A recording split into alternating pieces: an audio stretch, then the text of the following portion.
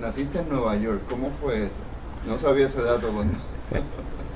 Sí, yo nunca casi hablo del lugar de nacimiento, eh, porque a veces pienso, como soy, me siento tan criollo, que puedan pensar lo que no soy, porque no soy un New Yorican No. realmente.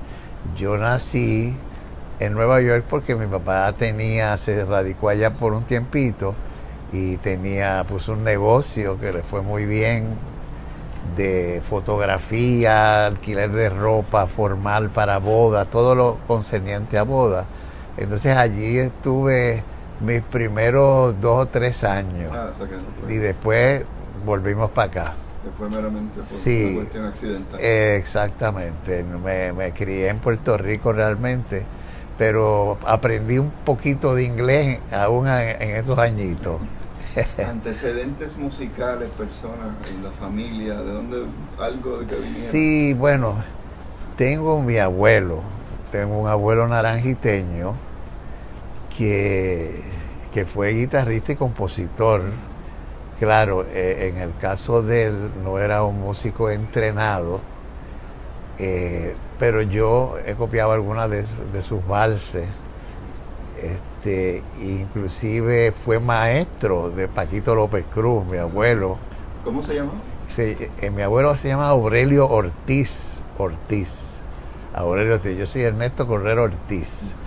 Y él era Aurelio Ortiz, muy querido, vivía en el pueblo, era el músico del pueblo en aquella época junto a un cuatrista que la acompañaba, que le llamaban el Maestro Jesús.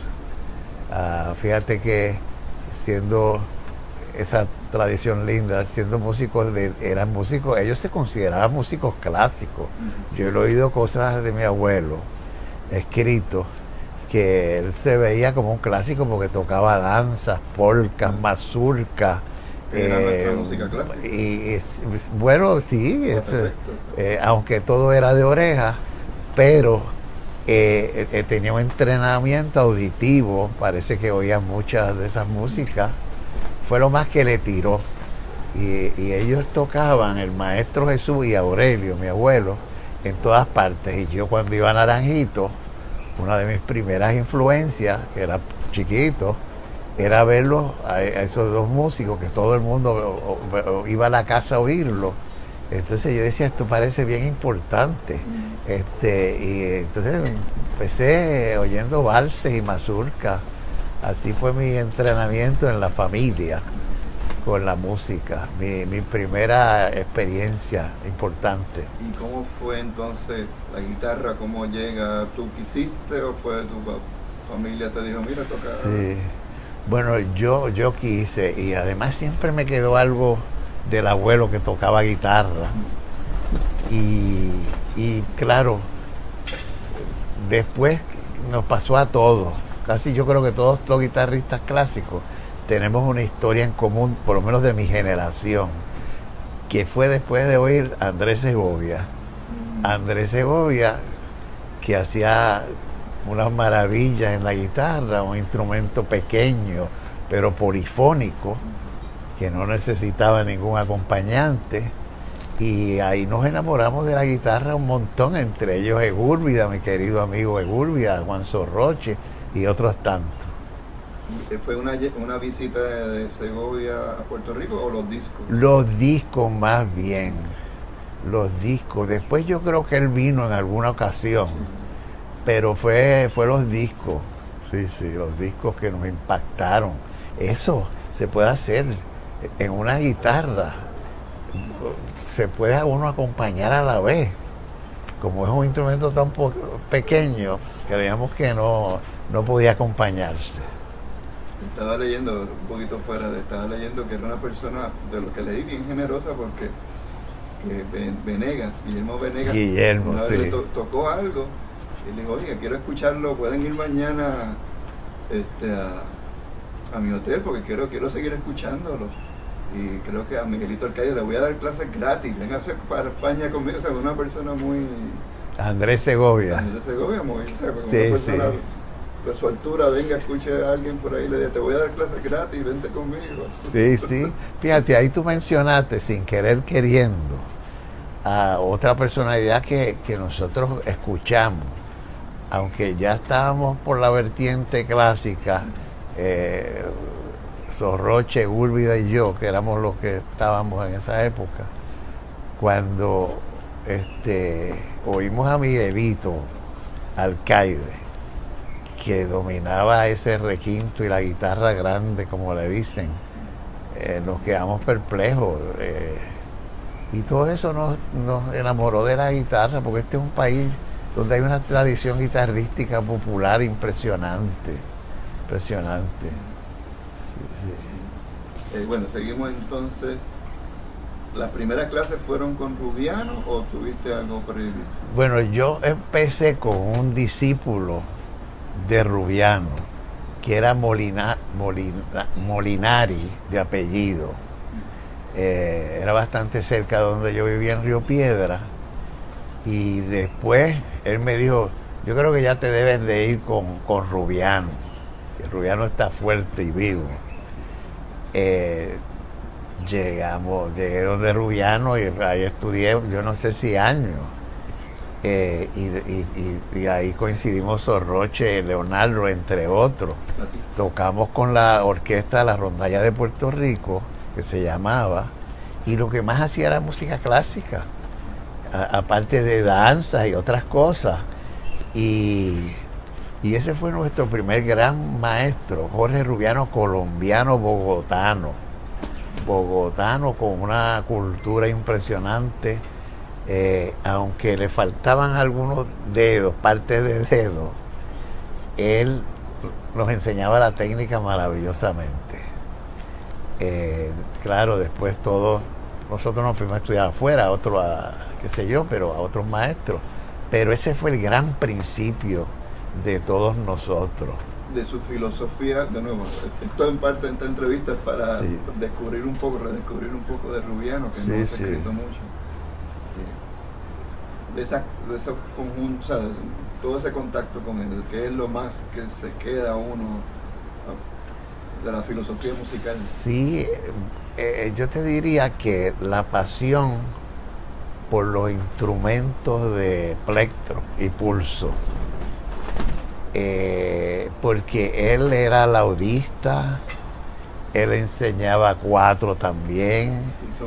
Entusiasmó la orquesta de cuatro, la familia del cuatro. Toda la familia del cuatro. Entonces se formó una orquesta en aquella época que viajó por años, viajamos por toda la isla, dando conciertos en las plazas públicas y en los casinos, y nos pagaban además. Yo recuerdo que a cada uno en aquellos años, y nosotros jovencitos, nos daban $15 por cada concierto, que eso era un dineral. Y entonces pues era un grupo grande, era una orquesta, y todos eran en etiqueta formal, nos vestíamos en etiqueta, lazo, todo. Y tuvo mucho nombre la orquesta de Jorge Rubiano, la Rondalla de Puerto Rico, y hizo un gran trabajo porque era más fácil llevar instrumentos como guitarras y laúdes y cuatro que los instrumentos tradicionales de una orquesta sinfónica. Entonces nos empleaban mucho, el Instituto de Cultura nos tiraba a todos lados. Sí, eso fue una de las experiencias más importantes que todos nosotros tuvimos. Ese lo continuó Sorroche, ¿no? Cuando muere Rubiano. No, Batista, Gustavo Batista fue el que siguió. Era el mayor de nosotros, y había muchas mandolinas y laúdes en esa orquesta, y esos eran instrumentos que Gustavo dominaba, que en paz descanse, que no hace tanto murió, el gran maestro Batista. Bueno, seguimos por ahí. De ahí, libre de música, leí que estudiaste en la libre de música. Yo estudié, sí, en la libre de música. Cuando estaba... Mira, estaba Yo creo que en Santurce era de las primeras. Yo creo que si era en Santurce, era al frente de la corte que hay por aquí, pero es... No era el Fanguito. No. Era, pero yo creo que era por ahí, como era pequeña, eran los inicios casi, pues no me acuerdo con exactitud, pero porque era... Comenzó, digo que yo lo Sí. he leído en el antiguo casino, un tiempo. Pero Ajá, no ya, fue. ahí no fue. Pero fue en un edificio antiguo, yo recuerdo, que ya nadie ni lo menciona, porque no sería por mucho tiempo. Eso es lo que pasa. O sea, que no estudiaste, fue uno... No, el edificio, la escuela libre no duró muchos años ahí, tantos años, como la que está ahora en otro sitio. Claro. ¿Y ahí estudiaste con alguien o fue música general? Ahí, mira, fue música más en general, sí, más en general. Después estudié con otros maestros, que aquí vino a Puerto Rico, llegó Manuel Gayol, que era un guitarrista que había tenido éxito en Nueva York. Ahora tengo dudas más, estaba leyendo de él ayer. Ajá. Él fue discípulo de Rubiano también. Él fue discípulo de Rubiano, de los primeros discípulos de Rubiano. Pero que leí que en el 48 se fue a Nueva Se York. fue para Nueva York y estudió con otras personas, posiblemente estilizó la técnica guitarrística y recuerdo que era un guitarrista que hay que recordar porque... Yo no había escuchado, increíble. Sí. Y ahí tiene un disco. Sí, porque en Nueva York hizo nombre, en una época en particular, que claro que la guitarrística no estaba en un nivel bien alto, pero él llegó, tenía un repertorio no de los más difíciles, pero lo tocaba con una pureza, con un sonido precioso que gustaba, y luego siempre tocaba 2 o 3 danzas y tocaba mucha música de los laudistas, de los guitarristas del siglo XIX, música antigua, siglo XVIII y XIX sobre todo, Fernando Sor, Francisco Tárrega, y hay que recordarlo con mucho respeto también a él. Entonces, él regresó en un momento a Puerto Rico. Él regresó y empezó a dar clases, inclusive yo cogí unas cuantas clases con él. Sí, unas cuantas porque tenía mucho nombre y tenía una técnica muy depurada. Sí, pero sí, y falleció aquí. Falleció aquí, sí, Okay. sí, ya él murió aquí. Hay que hacer un libro, Sí. un artículo sobre... Sí, yo escribí un artículo que se publicó en la revista del Instituto de Cultura. Sí, lo leí. Sí. Sí, porque estaba Josefino, parece. Josefino pero claro, Paredes. esa ya otra generación. Ese es mucho anterior, muy anterior. Ese es casi de los pioneros aquí. Sí. Menciona también Moisés Rodríguez. Moisés Rodríguez, otro, me alegro que lo mencione, porque en esa época eran de los más depurados técnicamente. Eran el que te mencioné, Gayol, Manuel Gayol, y Moisés Rodríguez, que había estudiado en España con un discípulo de Regino Sainz de la Maza, y ese tenía una técnica. Yo estudié con él también, yo quería estudiar con todos, y todos estaban en el viejo San Juan. Moisés vivía en los altos de un edificio del que se sale del viejo San Juan, llegando casi al Tapia, y estaba cerca, ahí cerca también estaba la rondalla de Rubiano, que está en una esquina. ¿Dónde era? En una esquinita donde está la parada de la guagua cuando llega a San Juan. Y aprovecho para decir que he hecho algunos intentos para ver si ponen algún día una placa allí, porque allí se hizo medio mundo, no solamente guitarrista, porque allí, como él era un maestro de formación, Rubiano, iban a estudiar teoría, solfeo con él, Y aquello era, allí ensayaba la orquesta, la Rondalla de Puerto Rico, eh, y allí murió Jorge Rubiano, que me acuerdo que yo era jovencito, mi papá me llevaba a los, a los ensayos, cuando podía. Después yo aprendí a coger la guagua y cogía la guagua, pero me llevaba, y en uno de esos ensayos Rubiano le daba, posiblemente fue un infarto, él tenía una condición, y mi papá, que era un hombre grande, bastante fuerte, lo cogió así, lo cargó y bajó qué sé yo cuántos pisos y lo llevamos al hospital, él, al auxilio mutuo, donde a los días murió. Auxilio mutuo, eso era lejísimo. Sí, era lejos, sí. En aquel momento histórico. Sí. Ay, qué impresionante. Sí. Fue mi papá de los últimos que vio al gran Jorge Rubiano.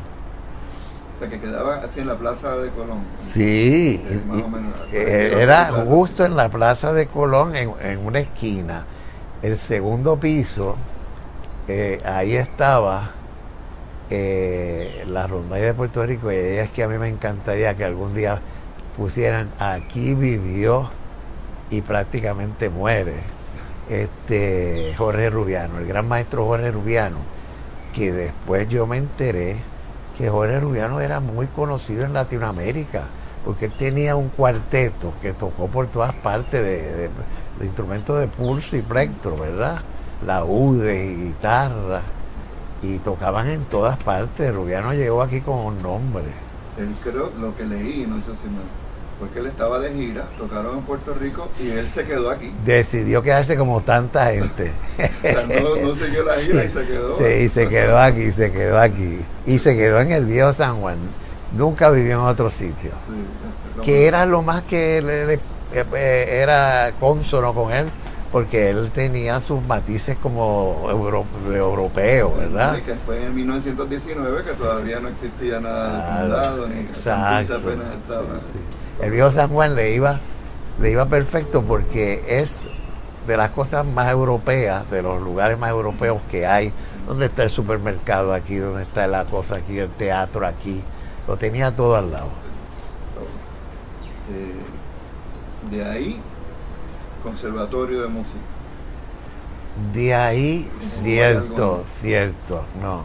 Conservatorio de Música, y yo creo que fue por los años 63, 64. Yo tenía 18. Por ahí, que me acuerdo que me llevó mi padre, así, porque sería jovencito, si me llevó mi padre, era yo de 14, 15 años, y estaba Juan José Castro, ¿verdad? Y me acuerdo que cuando entramos a la oficina de él, lo primero que dijo Juan José Castro, el maestro Castro, este joven entonces quiere ser músico. Esas fueron las primeras palabras. Después nos sentamos a hablar y qué sé yo, y ahí estudié unos años en el conservatorio. ¿Quién era el profesor? No había maestro de guitarra, no. Gúlvida y yo éramos condiscípulos allí de teoría y solfeo y contrapunto, lo que sea, pero no había guitarra en esa época. ¿Y qué instrumento entonces? ¿Cómo se entraba un guitarrista? Yo estudié el piano complementario, y creo que estudié violín por estudiar algún instrumento. Sí, estudié violín. Creo que fue con Chiqui Morlá, o no sé si fue en la Libre que estudié con Chiqui Morlá o allí. Sí, así fue conservatorio. Sí. Entonces, o sea, era más bien cursos teóricos. Teórico. ¿Romero estaba ahí? Allí estaba Romero vivo, estaba de los más fuertes, estaba Castro, estaba todos los que iniciaron. San Román estaba siempre. Me acuerdo de ver allí a tanta gente. Estaba Gúlvida estudiando, estaba yo no sé si Roche estaba en esa época. Siempre mencionamos los tres en todo lo que hacemos, Pero la experiencia del conservatorio para mí fue fantástica, porque ahí me interrelacioné con tantos músicos. Ya empezaron las tertulias con Amaury Veray, con Héctor no recuerdo si Héctor enseñaba allí, creo que no. En un momento enseñó, Sí, quizás no desde el principio. que no coincidimos, sí. Estudié con muchos de los maestros de allí. De Amaury, yo estudié con él y me arrepiento, no le saqué suficiente. De esas tertulias, ¿qué vicio? Pues mira, yo te tengo que confesar que lo más que yo aprendí de Amaury, y yo creo que es bien importante, es la pasión por la música, por la vida, por la gente, la pasión por disfrutar con amigos. Él enseñaba y sabía muchísimo, pero era tan elocuente y tenía un humor tan grande que la mitad de la clase se iba en el humor y nos tenía riéndonos todo el tiempo. Pero mira, la pasión que yo creo que tanto de nosotros tenemos, la heredamos, la cogimos de Amaury Veray, sí. Él vivía en carne viva siempre. Tú lo conociste bien. Sí. Pero nunca fui a beber con él. Nosotros íbamos. Ahí nos iniciamos todos. Es más, mi primera cerveza me la bebí con él, que estaba colado, porque no tenía la edad, pero sí tenía la madurez. En el Zipperle. En el Zipperle con Amaury. Ahora, lo que sí tengo que decir, aunque sea brevemente, siento una gran pena de que esas dos instituciones, como el conservatorio, el de Atorrey, el de aquí, y el Zipperle, dos sitios históricos, se los hayan llevado por el medio y ya no existen. Los destruyeron para hacer otros proyectos, ¿verdad? Pero a nosotros nos dolió mucho que se llevaran el conservatorio, sobre todo, donde yo debuté como solista con la orquesta sinfónica siendo un muchachito en el teatro. Yo no sé quién dirigió, me acuerdo de momento, pero creo que fue el titular. Yo creo que fue Teva. Sí, fue Teva. Claro que fue Teva. Y yo no lo pongo entre mis piezas porque era una fantasía para guitarra y orquesta de cuerda. Pues ya yo estaba empezando. Pero Teva la vio y dijo, sí, podemos hacer esto, claro que sí, lo vamos a hacer. Y ahí fue que yo debuté con la orquesta, y era la orquesta sinfónica, siendo bien jovencito. Y entonces, conservatorio, o sea, ¿terminas con un bachillerato en sí? No terminé. Mira, ni Egúrbida yo creo que tampoco terminó, no. Nos fuimos para Madrid porque allí estaba Regino Sainz de la Maza, que era un guitarrista que tenía una gran fama de pedagogo, de buen pedagogo. Y Egúrbida se fue un año antes que yo, para mi fortuna, porque luego yo llego a Madrid y él me tenía todo preparado, la pensión donde no me iba a quedar, me ayudó a matricularme en el conservatorio, pero de ahí con los años se graduó Egúrbida y me gradué yo también. Pero, y tengo que decirlo, me tomaron en consideración todos los créditos que yo había cogido en el conservatorio en Madrid. O sea que tenía una buena relación con el Conservatorio de Puerto Rico, el Real Conservatorio de Madrid. ¿Cómo era el ambiente allá? Siempre me he preguntado eso porque me acuerdo de Luis Antonio Ramírez, nos contaba de sus experiencias allá también. ¿Cómo era, o sea, en el ambiente, la dictadura se notaba o no se notaba? Se notaba. Lo que pasa es que nosotros los extranjeros no la sentíamos porque llegamos con dólares, unos poquitos dólares, y vivíamos como ricos, porque era la época que el dólar estaba muy fuerte y la peseta estaba en crisis, la peseta española. Y cierto que había una dictadura, y lo primero que estaba Francisco Franco, era dictador. Lo que pasa es que los extranjeros lo sentíamos menos, pero mis amigos músicos, un flamenquista famoso que había estado aquí de gira, lo primero que me dijo: Ernesto, aquí no hable de política, porque vas a tener problemas. Tú dedícate a tus estudios. Ese era un famoso guitarrista de flamenco, y olvídate de la política. Tuve buenos consejeros allí, sí. Además que mis sentimientos no eran franquistas, pero nos desahogábamos entre los amigos españoles, hablábamos así. Eran tiempos difíciles. Pero me imagino, ¿verdad?, con la novedad de una ciudad como Madrid, pues no está pendiente. No, eso, y estar en Europa, en contacto con gente de todos los países europeos. Fue una súper experiencia. ¿El maestro? Regino, era el maestro ya Regino Sainz de la Maza, a quien se le dedicó el concierto de Aranjuez. Estaba jubilado. Entonces, tanto Egúrbida como yo, que estudiamos con él, cogíamos las clases privadas. Y en el conservatorio estudiábamos con otro maestro para tener el grado, ¿verdad?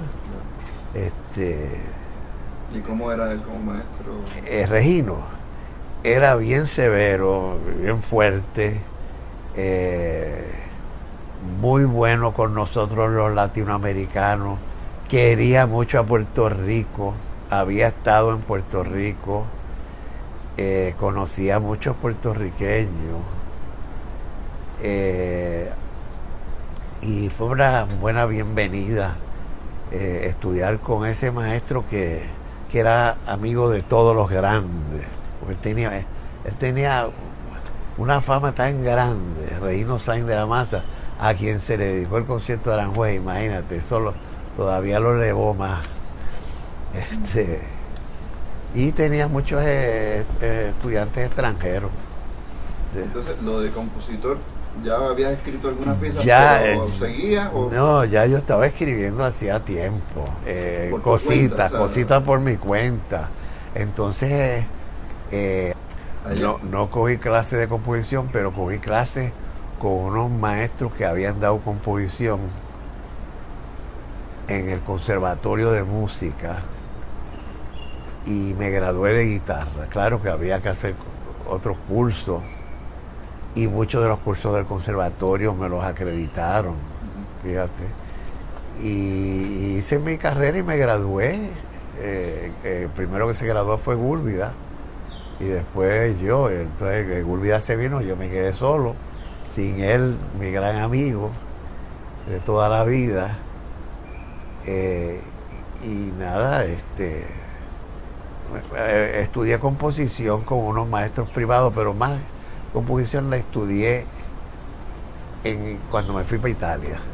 Sí, cuando fui para Después Italia. de Madrid, ¿vuelves a Puerto Rico? Vuelvo a Puerto Rico. Yo creo que enseño un año. Me parece que fue en la Escuela Libre de Música de Caguas. Creo que enseñé ahí. Y me voy para Italia. ¿No estabas en la universidad todavía? No.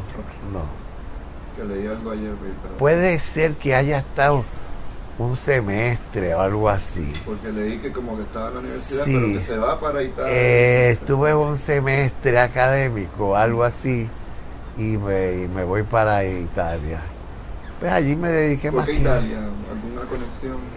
Había gente que yo conocía que estaba viviendo allí, me hablaban también de Italia. ¿Eso fue en qué ciudad? En Roma, Roma. en Roma. Que me enamoré de Italia. De hecho, tuve 4 años estudiando y viviendo. Y allí nació mi primera hija, Beatriz Cordero. Y poco después que nació nos vinimos para acá. Pero allí estudié muchos cursos de composición, Boris Porena, en el Santa Cecilia hice cursos. Ahí me dediqué a coger cursos de perfeccionamiento en distintas ciudades de Italia. O sea, que no, nada de guitarra, fue todo. No, de guitarra no fue. Ya yo estaba casi decidido a dedicarme. Lo que sí fue que en una etapa di varios conciertos en Italia. Eso sí, di varios conciertos. Y después que di esos conciertos, que a mi papá que siempre fue el que me apoyó y le tiraba más la guitarra que la composición. Entonces los hice casi para complacerlo a él.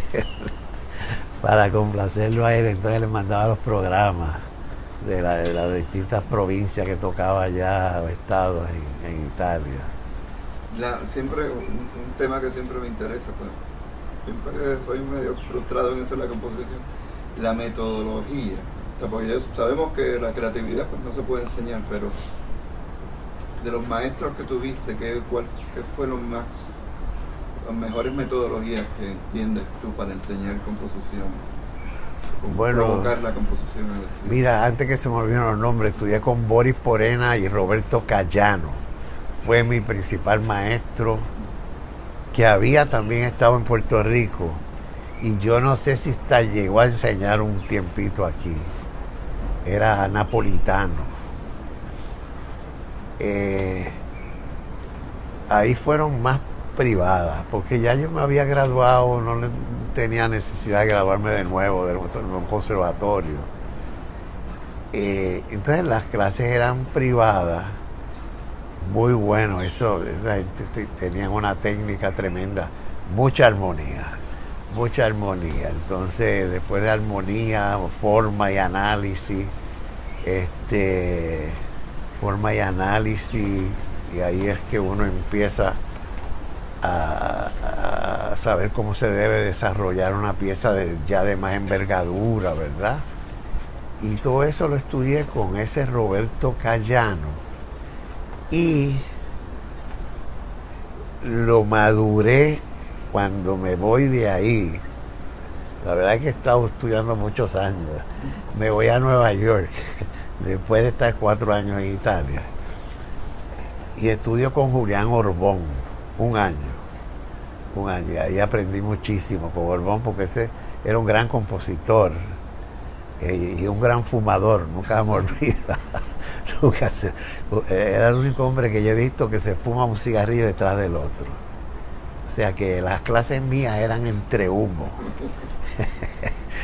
Pero Orbón era queridísimo, además él era de origen español, pero cubanizado, y hizo una labor en Cuba enorme. De hecho, hay una cadena de conservatorios que ellos pusieron el padre, que son Orbón. Pues ahí estudié con Orbón y hago mis primeras hasta cosas por orquesta y qué sé yo, pero trabajamos mucho en la forma y análisis, que eso es lo más importante, forma y análisis. Y después la estética la coge cada cual, ¿verdad? O sea que el énfasis era estudiar obras. Era estudiar y analizar obras, sí, era así. Así eran básicamente las clases. Cuáles son los elementos generadores aquí, hasta dónde llega la cuestión temática, dónde empieza el desarrollo, cómo desarrollar las piezas, cómo descomponer un tema y poderlo desarrollar y que se sienta que es ese tema el que está desarrollando. Sí. De ahí, una pregunta que se me viene a la mente, todos esos años estudiando, ¿cómo te mantenías? Porque ya tenías familia, ¿no? ¿Era becado? Sí. ¿Cómo? Es una buena pregunta.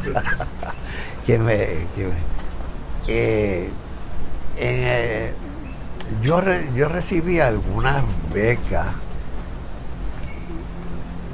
de aquí, que ahora mismo no recuerdo con exactitud, pero realmente yo hacía dos cosas también.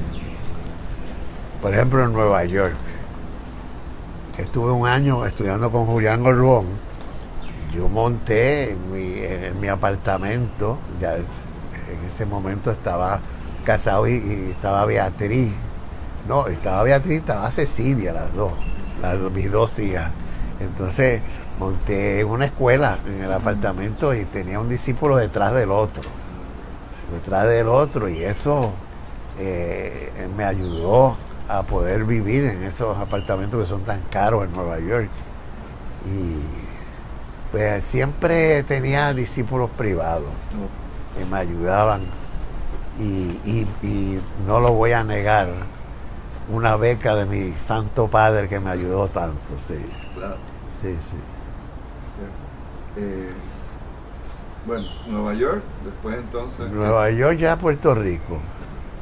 Aquí tuve la suerte... ¿Entra directo a la universidad? De entrar en la Universidad de Puerto Rico.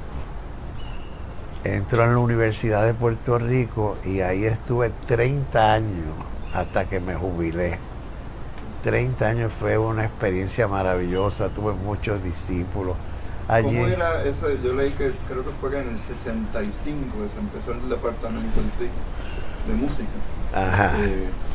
Esos primeros años del departamento, me imagino Donald Thompson, o sea, ¿quiénes eran los maestros? Los maestros.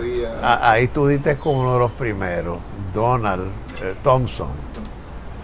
Donald Thompson, Roger Martínez, Camelia Ortiz del Rivero. Ay, Dios mío, ya tantos años que me jubilé, pero si me quieres ayudar un poco. William Menéndez ya estaba. William Menéndez estaba allí, claro que estaba, ya estaba. William Menéndez, un norteamericano que se radicó aquí. Hanshuk, sí, Hanshuk estaba. Y el que digo, uno en composición, que era de vanguardia, era muy amigo de Aponte Ledé. Se me escapa el nombre. Importante, porque fue un maestro importante en la vanguardia, en la composición.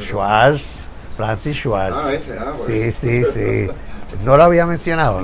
No, Francis Schwartz, sí. Ya todos ellos ya estaban cuando yo llegué. Y la pianista, había una pianista, Imri Cern, William. Era un grupo de profesores muy importantes y de primera, todos. Sí, yo era el más jovencito de todos. Aponte Ledé, luego llegó un tiempo. ¿Estuvo un tiempo en la Yo creo que sí, mi recuerdo es que estuvo. Quizás no mucho tiempo, pero algún curso. Y más porque estaba Francis, que yo era muy amigo. Eran los dos vanguardistas principales en aquellos años. Entonces, tu labor ahí, maestro de guitarra. Maestro de guitarra y sobre todo de armonía. Yo daba todas las armonías que se daban allí.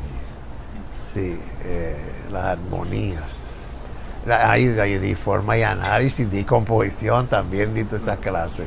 Poco a poco, no eran muchos, porque todavía no estaba constituido en un departamento de composición, pero sí dábamos esas clases. Yo di composición, forma y análisis, y sobre todo todas las armonías que dábamos. De tu labor ahí, o sea, discípulo, ya sea de guitarra o Oye, hay mucho. Pero tú sabes que se me va a hacer difícil recordar los nombres. Algunos han inclusive hasta fallecido, fíjate. Pero sí, sé que tuve mucho, porque cuando voy por ahí me los encuentro y se crea una dinámica preciosa y de muchos recuerdos de ambas partes. Pero, pues yo he leído alguna vez, no me acuerdo. Sí, pero, sí. Pero tuve unos cuantos. Aparte de la universidad, están los festivales, sé que tienen, o como organizador. Y el Festival Internacional de Guitarra lo creamos casi estando allí en el departamento. Úrbida, Sorroche, Juan Sorroche, yo, Gustavo Batista. Háblanos un poco, porque no sé muy bien de ese festival. Sí. ¿Era cada cuánto tiempo? Mira, yo no sé si era bienal,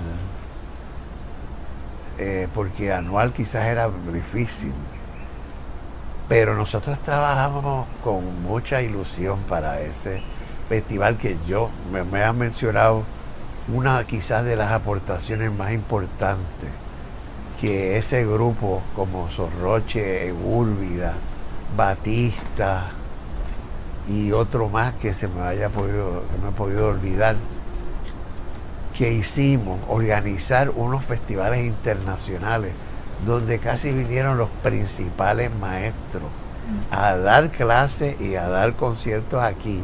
Claro que siempre teníamos el apoyo de la universidad, contábamos con el teatro, contábamos en aquella época con el apoyo también del programa de actividades culturales, que ya no existe, pero en aquella época era sumamente fuerte. Y históricamente la labor que hizo ese programa fue bien importante para Puerto Rico, porque trajo mucha gente. Y esos festivales se pudieron hacer gracias a eso, se daban las clases magistrales, se daban el departamento de música, que ya nos habían dado ese tremendo edificio que antes era farmacia, un edificio aparte de precioso, grande e importante. Entonces así hicimos varios festivales internacionales. ¿Qué figuras? Mira, desde Ernesto Vitetti, Alirio Díaz, gente de esa importancia. ¿Brauer llegó? Brauer vino, sí, no, Brauer nunca tenía problemas con visa, porque él era de los caciques allí. Sí, y además que a la revolución cubana le interesaba que una figura como Leo Brauer lo representara, ¿verdad? Representar el país y la música del país, ¿verdad? No, yo digo que la visa de Estados Unidos. Sí. Pero fíjate, él la conseguía. Yo digo que lo que no conseguía Bravo no lo consigue nadie. Sí, él siempre la conseguía, porque había gente en Estados Unidos que sabía quién era Leo Brauer y lo ayudaban en eso. Sí. Una figura internacional, ¿verdad? Una de las cosas que siempre me sorprendió es que tú eras, por lo menos cuando yo estaba empezando, ¿verdad?, de las pocas compositores que publicaban, y creo que es algo bien importante que para un compositor que tenga una casa publicadora, porque entonces su música primero permanece, ¿no? O sea, ahora mismo yo tengo problemas encontrando piezas de otros compositores, y la tuya yo sé que no va a tener problemas porque está publicada por todo el mundo, está regada en biblioteca. ¿Cómo conseguiste eso? O sea, ¿se te hizo fácil? Mira, voy a empezar con un chiste. ¿Por qué yo me preocupé y me motivé y quería publicar? Porque cuando tenía un concierto de guitarra, perdón, vamos a decir, como uno de los primeros que escribí, el concierto antillano para guitarra y orquesta, pues me lo pedían. Y yo era un lío para hacer copias, de la partitura de todas las partes. Y luego pues ellos querían que le diera, si eran 10 violines, 10 copias, como si fuera... No había computadora, no, exacto. Habían ya la fotocopiadora, pero aún así yo tenía que ir a Río Piedra a hacer copia, me acuerdo. Pues yo no podía hacerlo en la universidad. Me decían, mira, eso es una cosa personal tuya, ¿verdad? Era para enviarla. Y ahí eso me daba tanto trabajo, algo que no me gustaba hacer, que yo dije, yo voy a someter, de las primeras piezas que sometí fue el concierto antillano. Y mira... O sea, que las piezas anteriores, las de guitarra sola... Ahí publiqué algunas solas. Que fue más bien con los Empecé conciertos con los solos, pero los conciertos me dieron más posibilidades de publicar todo lo demás. Todo lo demás. Me ayudaron, no lo voy a negar, siempre me ayudaron grandes músicos que eran amigos de algunas compañías. Me aconsejaron, pero después que tú empiezas a publicar ya te caen las otras casas. ¿Qué casa? Sanibón es una. Esa fue la primera, y el que me ayudó ahí fue Alirio Díaz, porque él publicaba con Sanibón en Italia y yo empecé a publicar, y primer concierto el antillano lo publicó Sanibón en Italia cuando yo estudiaba todavía en Italia. ¿Y otras compañías? Yo sé que Melbey está, sí. Melbey he visto. Melbey, y ya tendría que buscar la lista, pero son muchas compañías distintas. Y ¿eso a propósito? ¿O es que tú sometes? De verdad no sé cómo funciona. Mira, cada cual tiene que someter su partitura. Si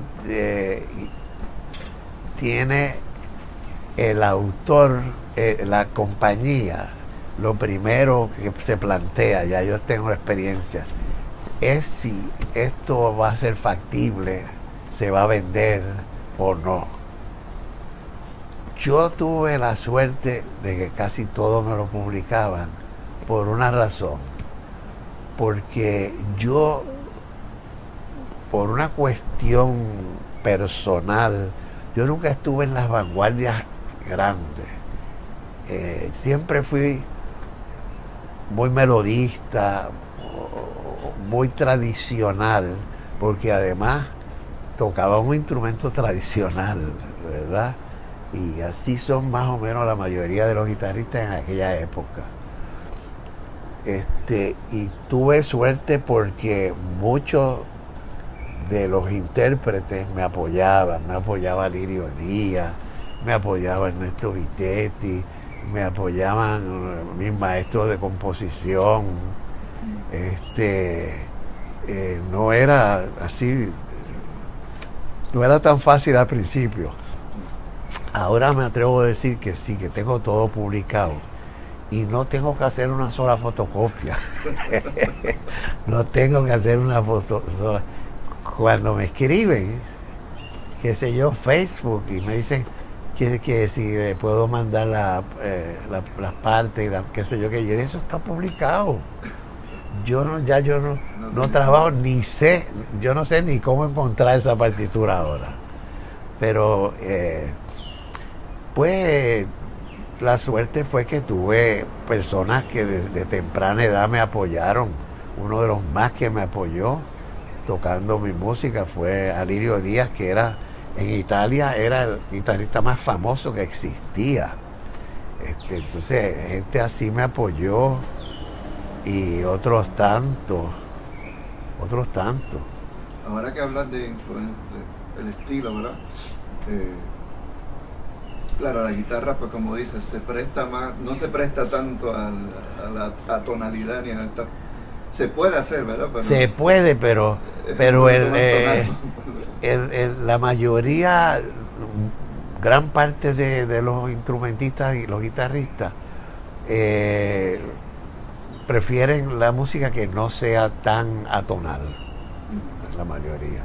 Y luego en estos tiempos, más porque la tonalidad se ha vigorizado también de nuevo. Y encontraste, yo creo que te lo pregunté hace unos días, encontraste prejuicio o como desdén por seguir componiendo melodías. Sí, muchos de mis colegas, claro que sí, porque yo me mantuve bastante conservador, y claro que tuve.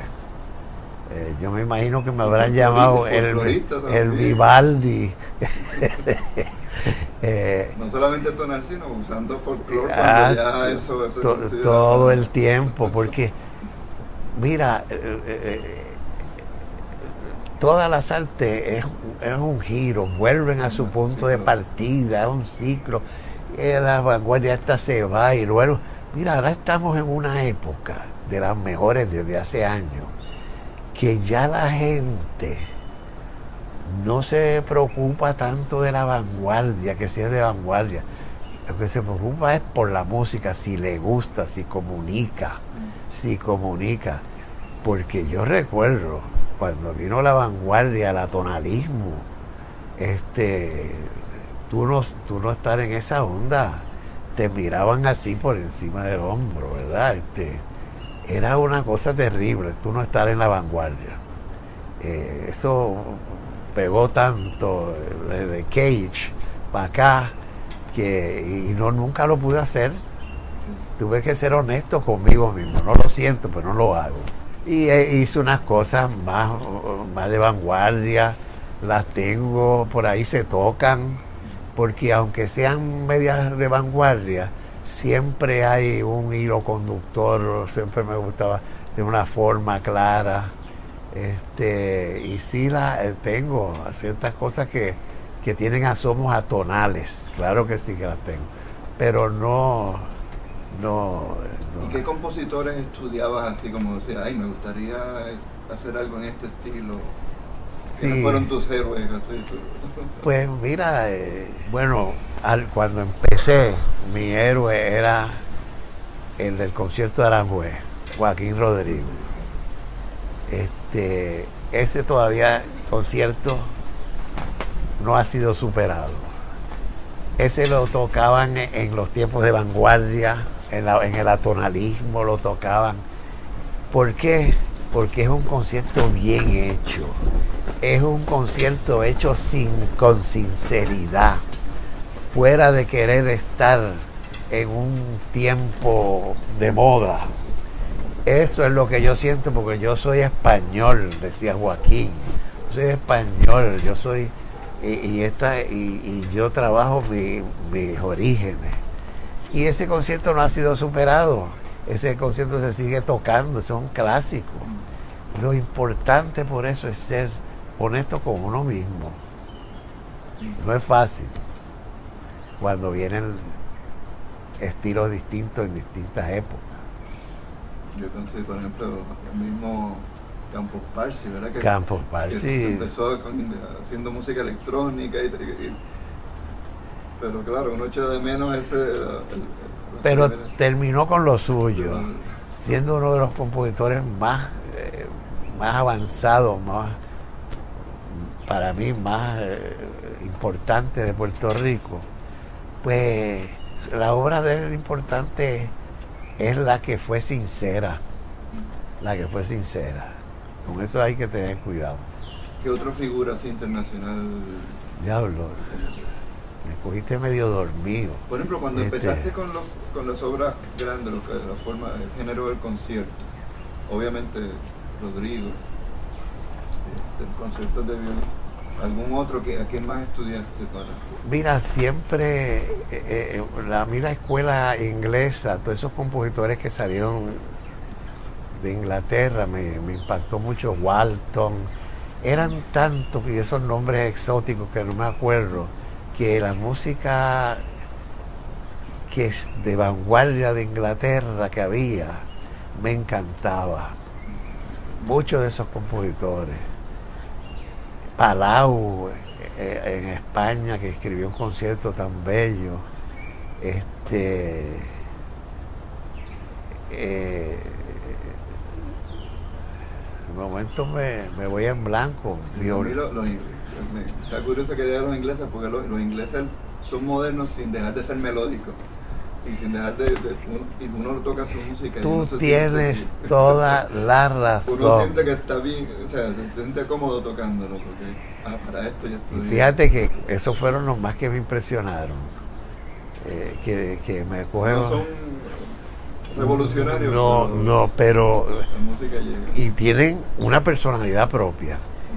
No necesariamente hubo una rotura total, pero es bien personal, es bien inglesa, sin ser atonal. Eso es muy bien captado por ti, sí. Ya se me está acabando. Bueno, hablamos de los guitarristas que no hemos... bueno, un tópico que yo sé que no quiere entrar quizás mucho, pero algo general, porque es parte de la historia, ¿verdad? Es años 70, 80, la lucha de los compositores que tú formaste parte para que las instituciones oficiales del gobierno, ¿verdad?, que tienen estos recursos, los reconocieran. Un poquito de eso, o sea, ¿cómo fue esa época? Eso fue una época bien importante en Puerto Rico. No podemos negar de que fue difícil para nosotros los compositores, todos unidos, vanguardia, más clásico, lo que sea, todos nos unimos, porque aquí realmente se estaba haciendo muy poca música puertorriqueña. Una que otra vez Héctor Campos Parsi, Amaury si lograba se toca una vez y después colarse y se engaveta, etcétera.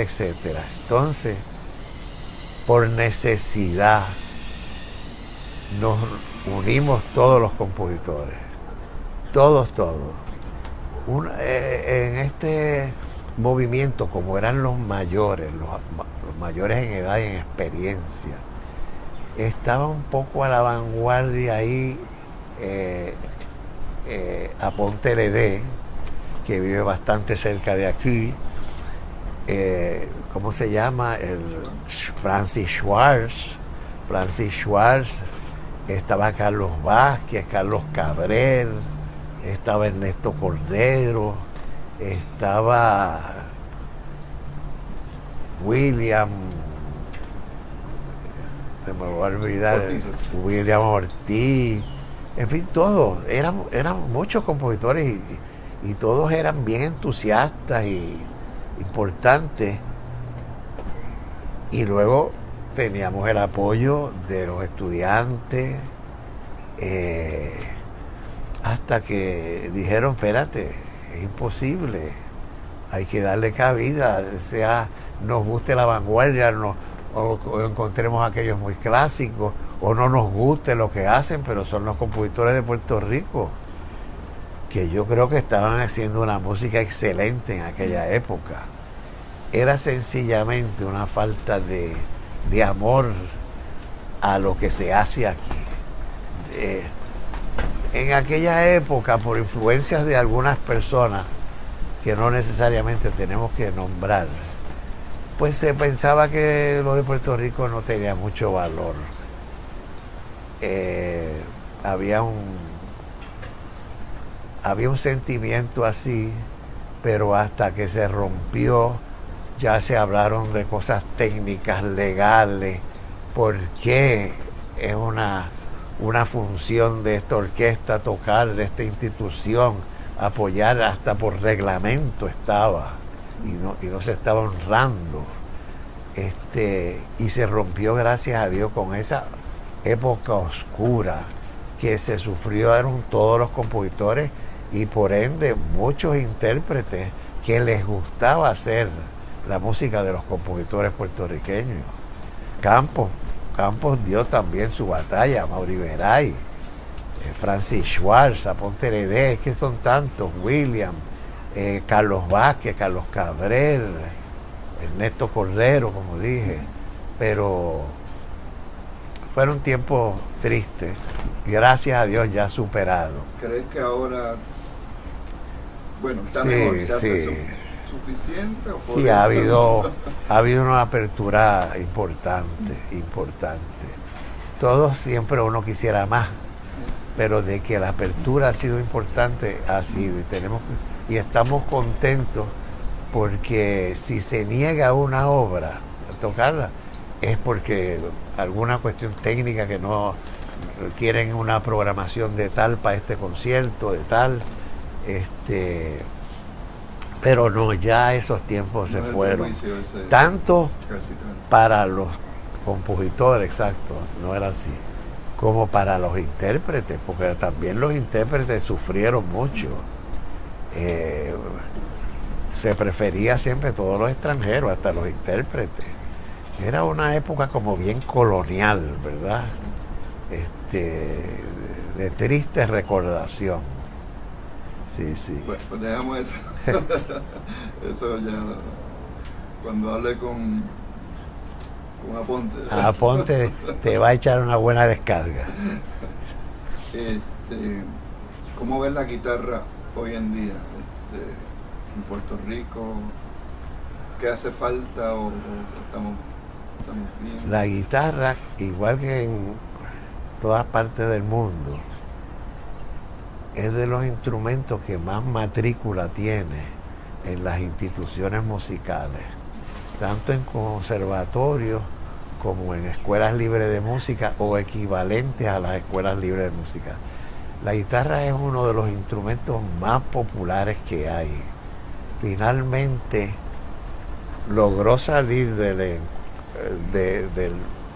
sitiecito donde lo ubicaban, que era lo popular nada más, que hay unas maravillas en lo popular. Si hablamos de eso, hay maravillas de guitarristas. Pero salió de ahí. Tú me preguntaste por la guitarra. Sí. Pues la guitarra siempre es de los instrumentos que más matrícula tiene, uno de los más matrículas tiene a nivel de los instrumentos principales.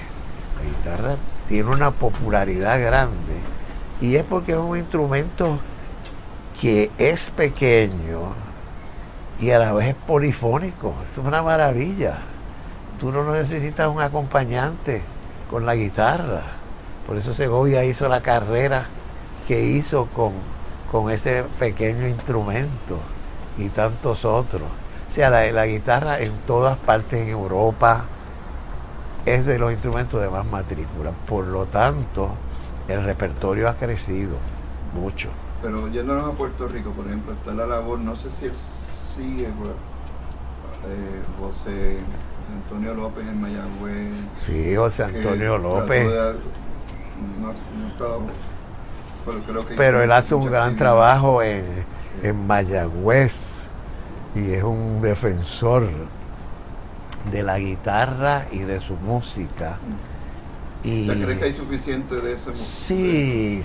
Yo estoy seguro que José López, con la rapidez mental que tiene a la guitarra bien puesta ya.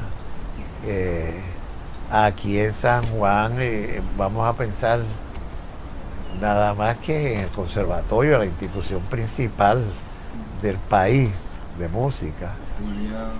Tiene unos cuantos maestros de guitarra, unos cuantos maestros. Úrbida, que ya por causa de enfermedad no puede estar, pero hay muchos. Y otros más que Alberto Ortiz. Mira, hemos mencionado 3 o 4 maestros de guitarra y cada uno de ellos tiene un montón de discípulos. Ya hablamos, mayor logro, pues los festivales, obviamente la carrera composicional. Frustraciones, cosas que no salieron, cosas que quisiste hacer o que todavía quieres hacer. ¿Qué te queda por hacer? Sí, yo, fíjate, estoy en una etapa que no estoy componiendo. Cuestiones de... Es Mariandá, que fue quizás, me equivoco, ¿no? Es la última obra orquestal grande. Sí, que hice. pero de obras Sí. orquestales que no lleven guitarra, o sea, género así, tipo poema sinfónico. Ajá. ¿Es la primera o ya habías hecho algo? Hice una segunda hora, que la hice por ahí sin saberlo, hasta que un día se aparece Guillermo Figueroa, La que grabaron Añoranza. Añoranza, y eso lo hice hace poco. ¿Quieres seguir explorando eso de la orquesta, o sea, sin que no esté involucrada la guitarra? Sí, sí, porque fíjate que me metí ahí y no salí muy mal.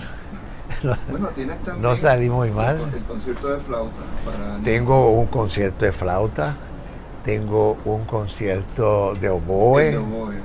quien lo grabó esta France y lo está tocando ahora mismo en algún lado. Pero que siempre han sido como conciertos con ese. Es que la forma concierto me encanta. Esa es mi forma preferida, donde hay un ídolo, donde hay un cheche, como decían antes. Tengo uno de flauta, espérate, oboe, violín, tengo dos de violín. Dos de violín para orquesta de cuerda nada más. Dos de violín. Hay otro instrumento, Bueno, 4, obviamente. tengo uno de 4, ¿cierto? Se me había olvidado ese, que se ha tocado. De guitarra eso. Lo ha tocado Edwin fuera de Puerto Rico unas cuantas veces. De guitarra ya lleva. De guitarra tengo 4. Esos son los más que salen y están publicados Entonces, todos. Mariandá viene a ser la primera obra. Claro, de concierto así, sí. Eso me alegro que me hayan motivado algunos amigos a Una hacerlo. obra que como hace poco salió ese video, o sea que ha gustado tanto que espero que te anime, ¿verdad? Sí, fíjate, me ha animado un poco ya. No lo voy a pensar tanto. La gente necesita esa música, como tú dices, honesta. Y con un elemento nacional. El nacionalismo nunca va a pasar de moda. Nunca va a pasar de moda. Roberto Sierra, todas sus obras tienen salsa, tienen pompa, sí. uno de los más avanzados. Sí. Haciéndolo desarrollando el nacionalismo de cualquier forma siempre tiene éxito. Entonces, si uno es de este país, el caso mío es que el nacionalismo no es buscado, es natural. No es natural, aunque yo no parezca el criollo más criollo físicamente del mundo. Yo soy bien criollo. Yo vivo viajando por los pueblos de la isla. Me encanta Puerto Rico, lo único que me dedico ahora es a hacer turismo puertorriqueño desde hace años. Una madre naranjiteña, un país músico, un abuelo músico de pueblo, mi padre isabelino, me proyectaron ese amor por Puerto Rico. Y se pueden hacer cosas que tengan un alcance fuera de aquí, como se ha hecho toda la vida, aun cuando parta de lo nacional, porque estamos todos unidos. ¿Quién no le gusta la música inglesa? ¿Quién no toca el concierto de Aranjuez que más español no puede hacer? Y así seguimos. El nacionalismo no se tienen que limitar los del patio a tocarlo, se tocan en todas partes. Si gusta la pieza, la tocan en todas partes. Así que esperamos más obras por ahí. Sí, y ya me empezaré a dejar un poco los conciertos y hacer más cosas por orquesta, sí. Lo otro que tenía apuntado es anécdotas, cosas que hayan pasado. Pueden ser cómicas o pueden ser casi tragedias, no sé, de toda esa vida de conciertos y de... Bueno, esta no la puedo olvidar. Mira, mi padre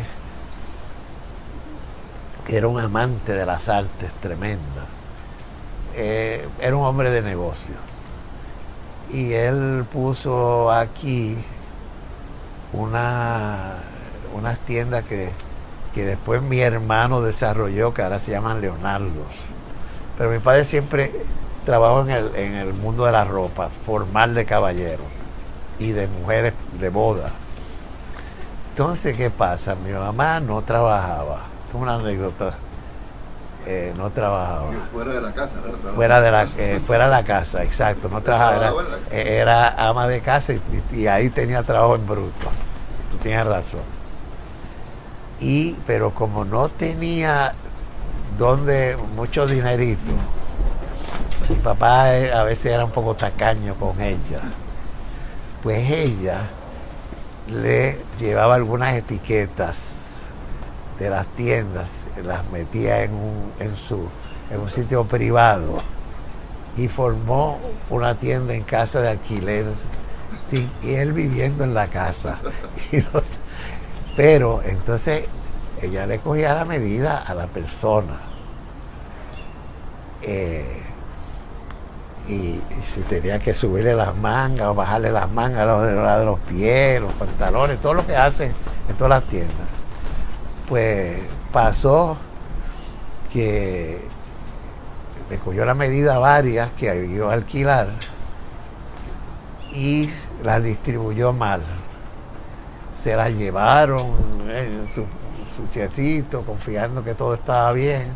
Toda esa gente que iban por una boda, esto era una boda, eran bodas normalmente.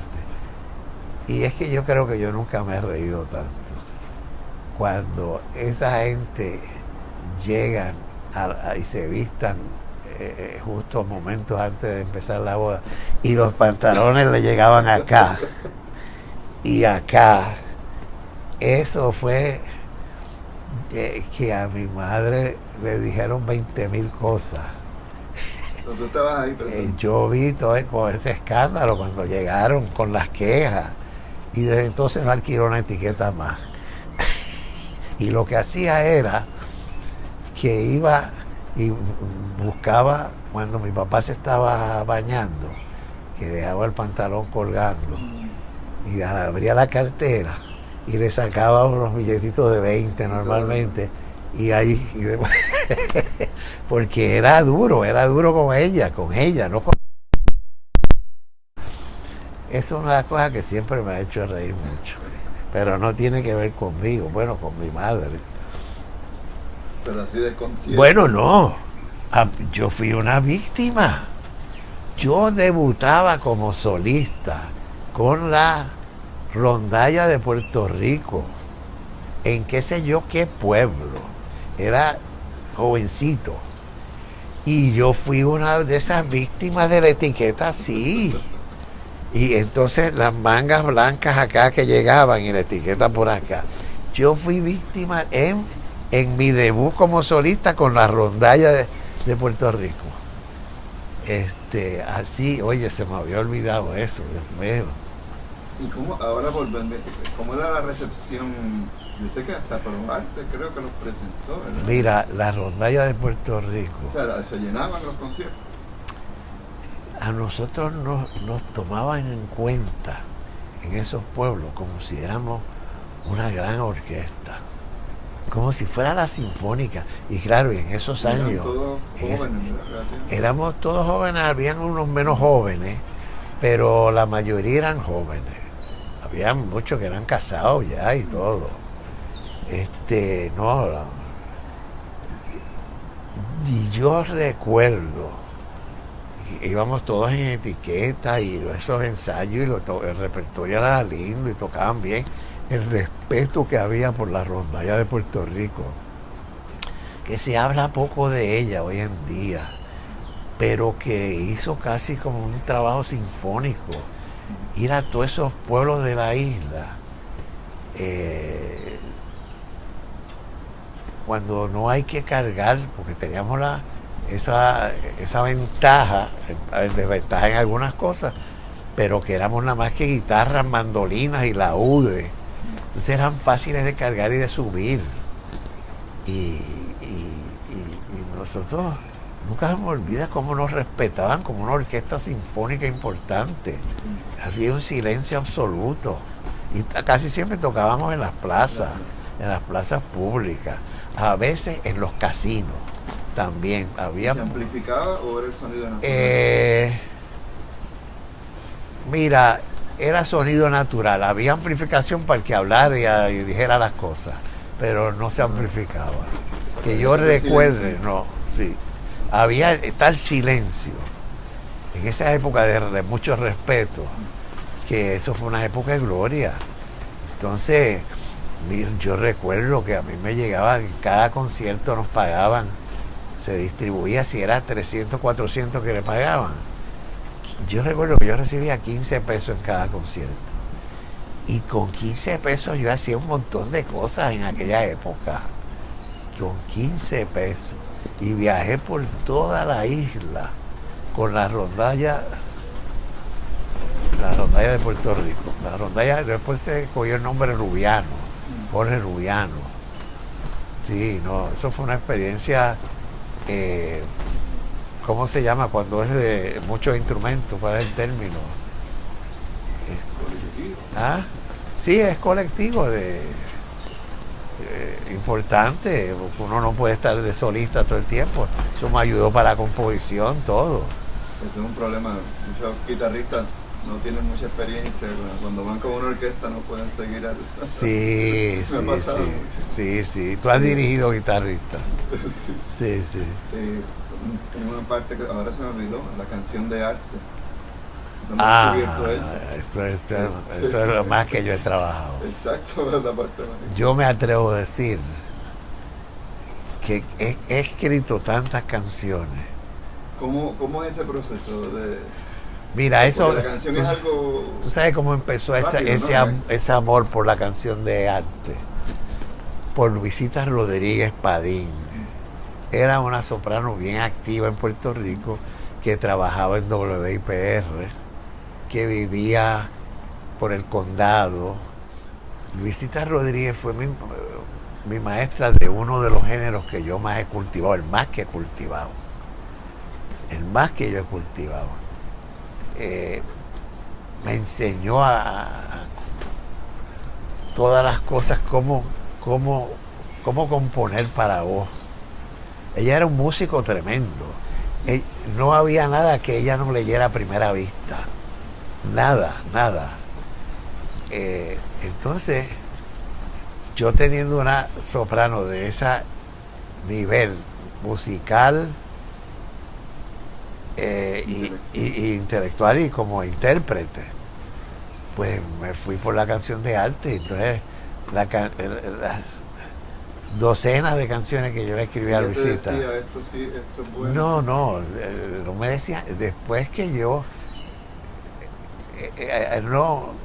nunca en eso nunca, pero me enseñó los registros buenos y me lo enseñaba en la casa. Mira, no te debes de pasar de aquí a aquí, y este registro grave es tan bueno para voz humana y todo. Entonces, y cómo usar el instrumento acompañante, cuándo lo debo usar, darle momentos libres a la soprano también, que sin el piano o sin la guitarra o sin la orquesta. Bueno, y yo me convertí en Puerto Rico, no solamente con Luisita, con todas las sopranos.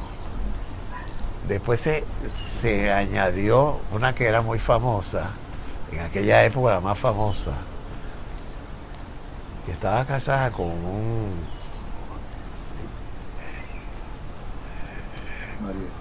María Esther Robles. Ella era como trigueñita, y el marido era un intelectualoide. Bueno, no hubo soprano que yo no acompañara. Yo me pasé la isla, después dejé la rondalla, ya eso es posterior, acompañando a cantantes por toda la isla, guitarra, voz y guitarra. Si había que adaptarlo. Bueno, eran piezas de repertorio internacional para guitarra ya establecido, y no solamente a soprano, acompañé a Edgardo Yerbolini por toda la isla también, cuando en aquel entonces era el tenor principal. Y yo gané mucho dinero siendo un piojito así, acompañando a esa gente, y entonces componiendo. Entonces se une María Esther Robles. La acompañé hasta que tantas veces que el marido me cogió celo. Pero yo era el Falín Ferrer de la guitarra. Entonces compuso una cantidad de canciones de arte tremenda, y esas sí se salen y se cantan y las graban. Las ha grabado medio mundo, las ha grabado. ¿Qué textos te son afines? Los textos en español de autores puertorriqueños y latinoamericanos. Ahí sí que fue fuerte. Y luego que viví de eso por una época. Sobre todo esas tertulias en calle Yerbolini, ahí conocía yo mucho de esas sopranos.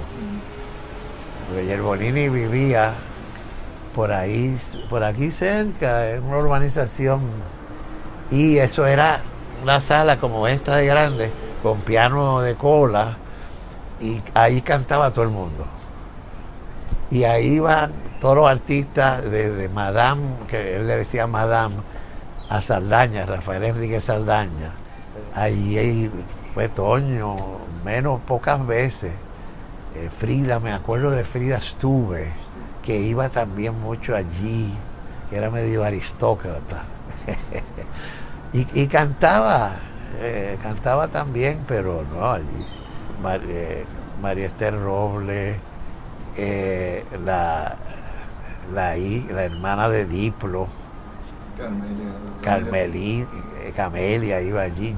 Camelia la acompañé un montón de veces, pero cosas que no eran mías tampoco. Pero esa fue una como intérprete. Lo más que he trabajado ha sido acompañando cantantes con Farid Ferrer. Sí. De que tanto queríamos. Yo quería mucho a Farid, ¿verdad? Él era una personalidad y era un gran lector. Es uno de los lectores a primera vista más impresionantes. Es verdad que a veces era medio tosquito tocando, pero la gente lo prefería por el lector que era. Sí. ¿El coral solamente has hecho la cantata o qué más es para coro? No, para coro he hecho varias cosas. Yo tendría que mirar. La cantata de la garita, ¿verdad? La garita del diablo, y tengo dos cantatas que tienen coro. Sí. Las tengo ahí. Sí, que el disco salió de los sí, pero yo siempre las tengo en internet, y esas son las que cuando las distribuyo es más fácil pasar. Sí, cantatas, muchas obras corales. Pues entonces esa es otra etapa. Conozco a estas dos maravillosas personas. Como ya vieron las cosas que yo hacía para coro, me empezaron a pedir piezas para el coro de ellos, que es Orfeón. Wario y el otro se nos olvida. Ya mismo lo decimos. Entonces ahí escribí muchas cosas que tú no has oído para coro, sí, que ellos cantan y han grabado y todo. Sí, de ellos dos. Sí. Algo, una explosión de... Ese es el coro más activo de este país. Grabando un disco o 2 discos al año. Son unos fajones, viven para eso y se lo viven. Eso, yo los quiero mucho a los dos. Ellos vienen aquí. Antes venían más, pero después del corona, ya tú sabes.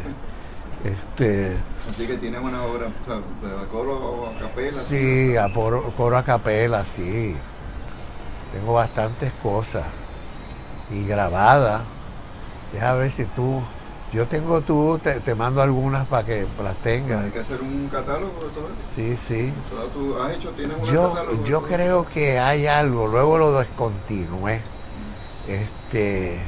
porque como están publicadas, pues yo, Sí, pero a veces, sí, como son distintas casas. eso sí, pero hay una casa que ahora estoy dándole casi todo, y que aunque es especialidad más en guitarra, ya está publicando otras cosas, y es en Canadá. Son bien profesionales, las ediciones son bellas. Y a veces me dicen, Ernesto, esto no tiene guitarra por ningún lado, pero me gusta tanto que la vamos a publicar, aunque sea de orquesta. Eso, entonces, siempre es bueno porque yo te digo, yo no sé hacer copias. No, no. Lo hice en una época, pero me volvía loco. Pues no sé qué más, algo que se te quede. Bueno, yo creo que hemos cubierto bastante, ¿sabes? Sí, y ha sido muy amena la conversación.